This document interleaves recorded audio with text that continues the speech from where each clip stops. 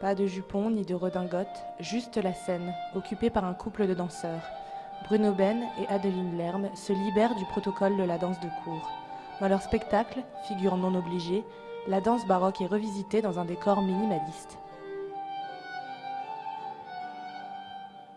Depuis maintenant 2 ans, je développe mon propre travail de création à partir de la danse baroque pour essayer de m'affranchir un peu de tous ces codes et de pouvoir montrer que ça peut servir à une création vraiment contemporaine et parler à un public d'aujourd'hui. Une autre chose qui m'a beaucoup touché en danse baroque, c'est le rapport à la musique qui est très fin, puisqu'à l'époque les danseurs et les musiciens étaient les mêmes personnes, et donc les écritures de la danse et de la musique étaient extrêmement liées et extrêmement confondues. Pour sa première participation au festival, le chorégraphe et danseur est de retour dans sa ville natale.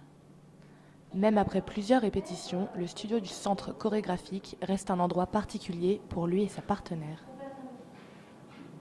C'est vrai que c'est un rapport très proche avec le public. C'est à la fois, tout à la fois agréable qu'à la fois un peu plus angoissant parce qu'il n'y a pas de limite, il n'y a pas de frontière entre le spectateur et puis des fois une fosse d'orchestre et puis la scène.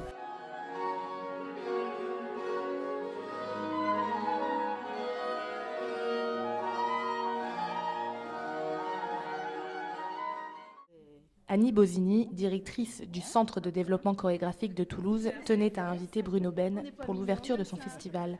Une nouvelle génération qui, selon elle, est nécessaire à l'évolution du 5e art. La danse classique est souveraine et qu'elle sait tout sur tout, mais en même temps, elle a sérieusement besoin aussi des démarches des gens comme Bruno ou celles d'autres artistes qui vont un petit peu lui donner un coup de jeune. Présentés du 20 janvier au 7 février dans toute la région, Figure non obligée et les 15 autres spectacles se mettront donc au service de la danse dans toute sa pluralité.